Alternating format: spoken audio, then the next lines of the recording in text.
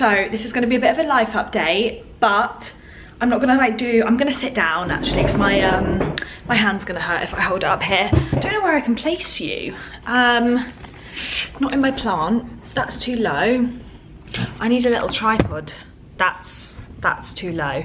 Right, so you're on a like big, what do you call it, like tall glass, so hopefully you stay. I've also got BBC News in the background because I was just watching the new tier regulation thing, because I thought maybe London would going into a stricter lockdown, but thank God there's no news on that right now. I might turn that off so it's not in the background. Oh, is that off? Yeah, turning off. So welcome to my new flat. I moved in three days ago now. It feels like I've been here for ages, but I chose a really random background actually. Like, there's such nice backgrounds in here.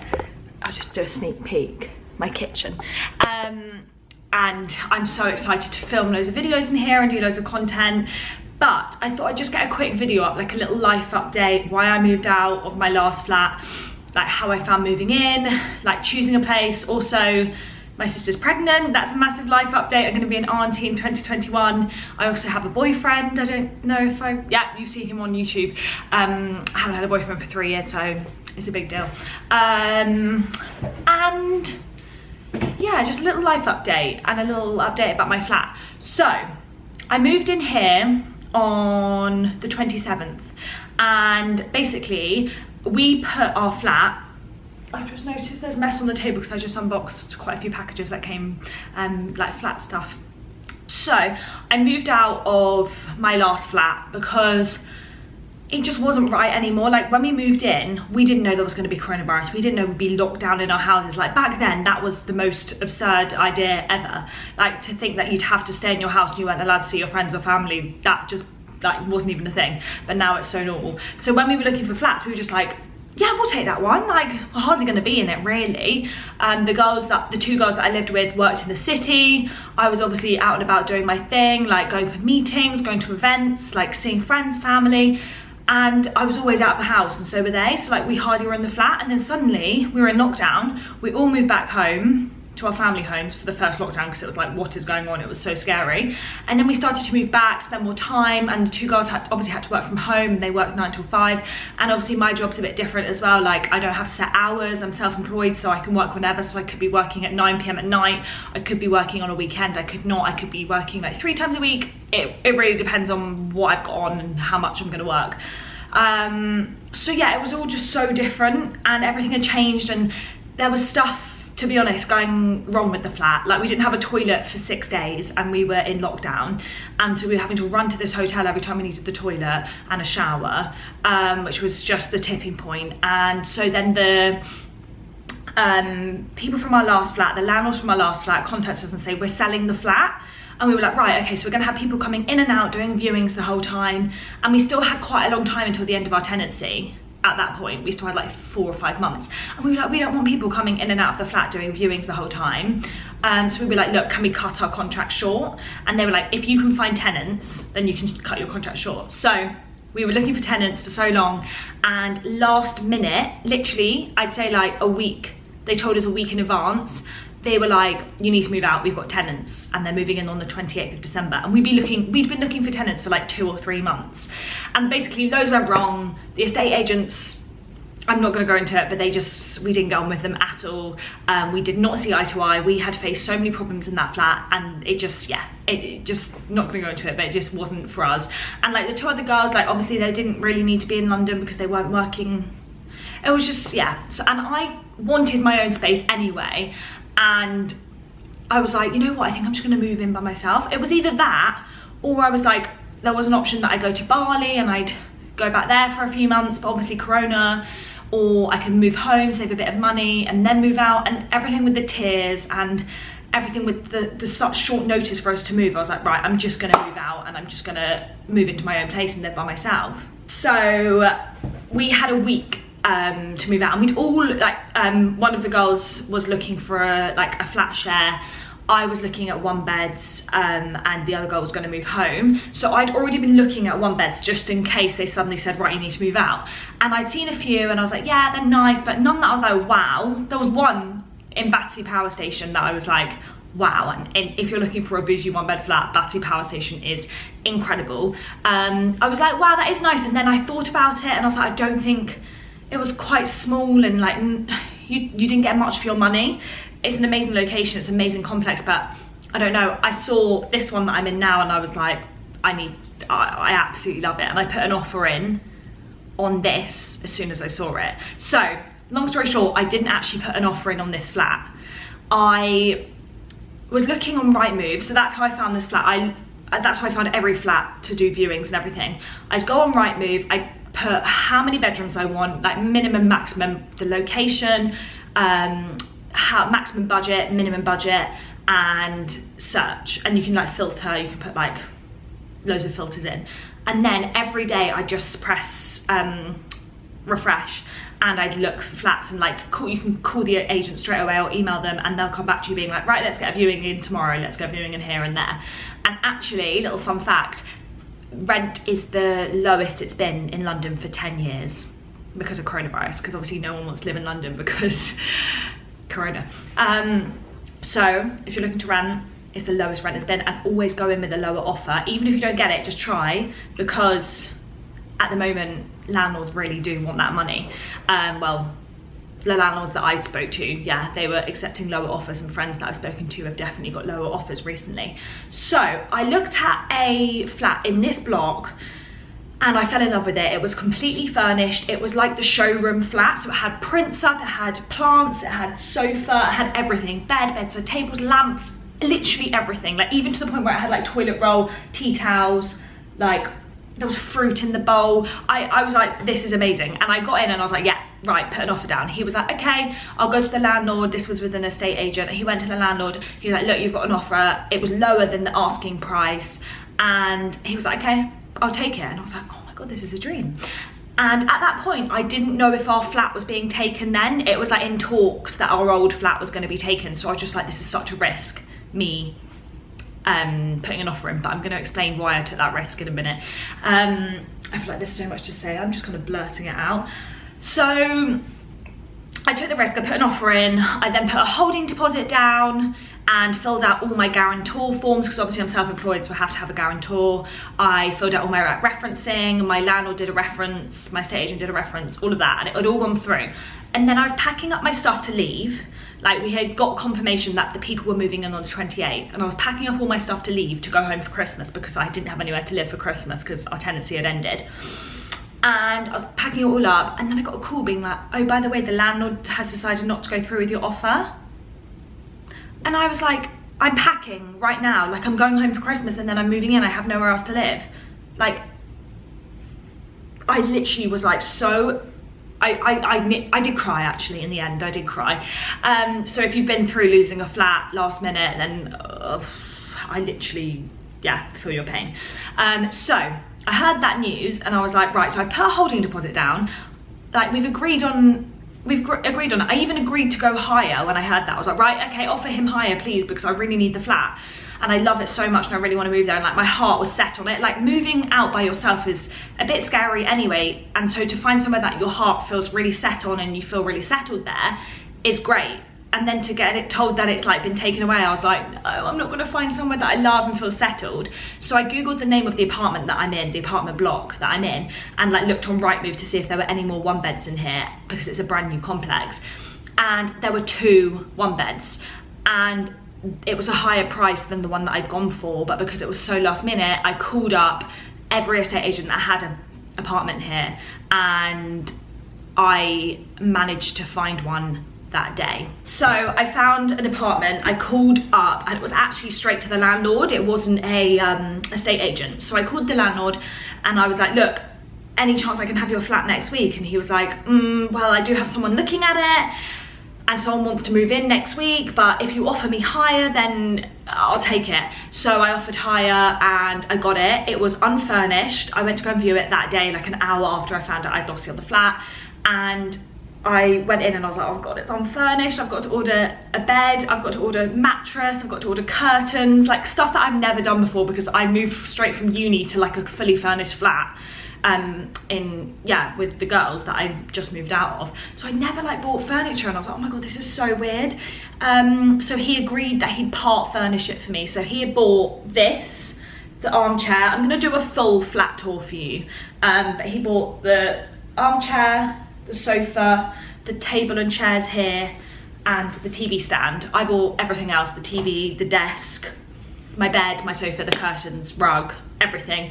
It's actually been really fun choosing all the furniture. The sofas aren't very comfy that he bought. They're like showroom furniture, sofas, but I'm making them comfy, you know, just gotta make use of what you've got right now. So I signed the contract with him during the week, and it was weird just going through a landlord. I don't know if any of you have just gone through a landlord and not an estate agent, because it didn't feel as like, what do you call it, what's the word? It didn't feel as like official, as like professional as going through an estate agent. So I was really worried that this landlord could just be making up and trying to get my money. For some reason I was just panicking that anything could happen. So although I did panic that the landlord was going to take my money, but then also I was like, well, I've just been completely like not mugged off. I've just been completely like messed over by an estate agent by taking my holding deposit, saying I got the flat, packing, and then being called and being like, by the way, landlord doesn't want your offer. So I just thought, you know what, obviously an estate agent isn't any more secure than going with the landlord. So I put my deposit down on this flat with the landlord, and it's a different floor, exactly the same flat, exactly the same layout, and I absolutely love it. I am so happy. Like I had my first night here alone last night and I woke up and I was like, I can't believe this is mine. Like, I just can't believe it. It's just incredible, because the flat I was in before was a 3-bed basement flat, so we didn't get much natural light. And this is like massive wide windows, like literally the whole thing is just natural light. And when I woke up this morning, the sun was rising into the flat. It makes me want to cry. Like, I literally just can't believe that, like, this time, like, oh, honestly. So what I was saying earlier, how I said like I trusted the process of me putting an offer in here when I didn't even know someone had my flat, was I use like manifesting and journaling. And I know some of you are going to be like, oh, I don't believe in it, whatever, but this could have helped. I don't know if it was just fate, luck, I don't know, but this, I think it helped. I wrote down in my journal every single day, well, most days, my manifestations were move into like a big 1-bed glass flat. I wrote my budget down, and like I just kept putting like light glass flat, because I wanted light, because that's what I was craving when we were in the basement flat. Sounds like we were stuck in a basement. We weren't. We did actually get good natural light, but not like this. Like I've got, I'm just so happy.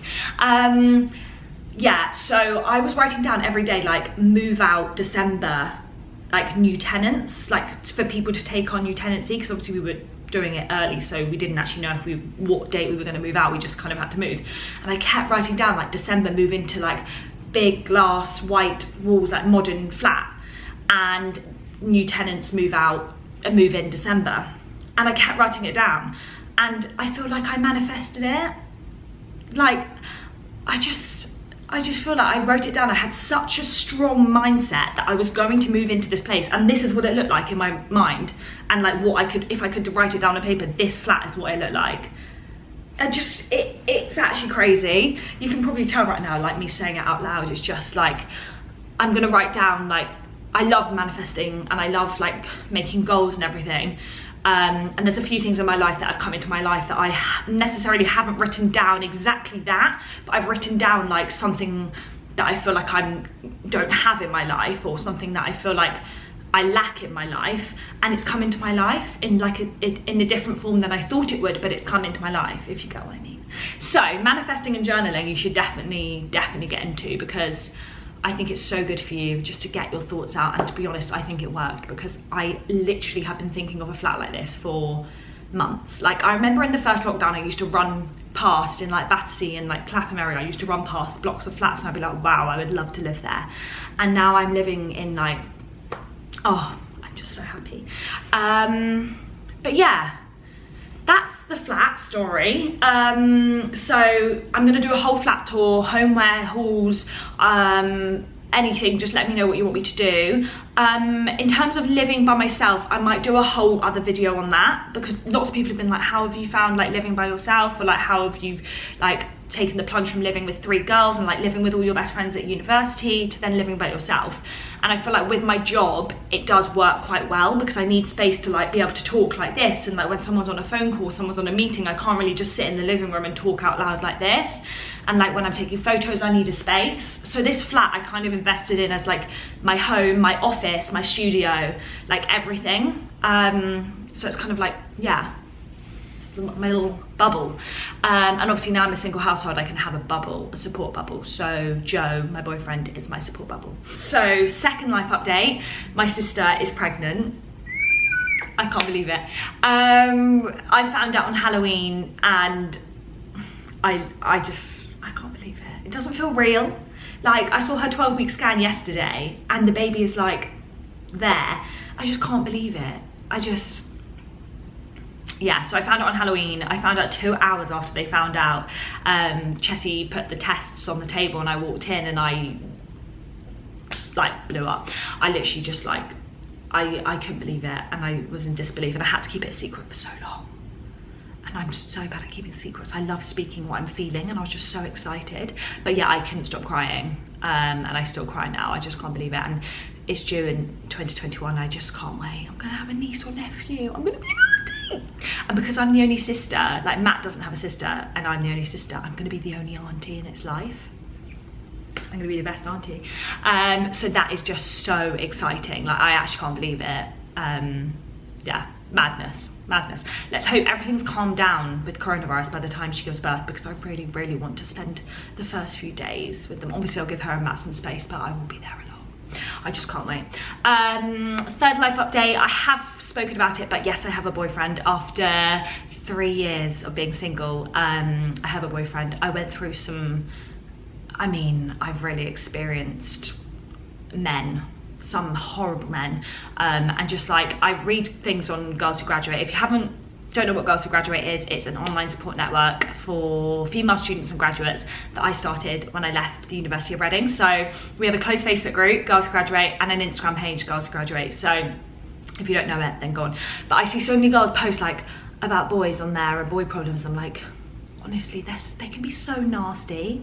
I feel like, especially at this age, like, they can be so nasty. But then there are some absolutely lovely boys, men, and luckily one of them is my boyfriend, and he's so lovely and has supported me so much with everything and helped me move in here. Like, honestly, I don't know what I would have done without him. He was lifting everything up here, and like has just made me feel like really at home here, because obviously moving in by yourself, it's a bit like at first, but I'm already getting used to it. There's only like 1 day by myself, and I'm sure you'll see him a lot more on my YouTube channel and my Instagram and everything.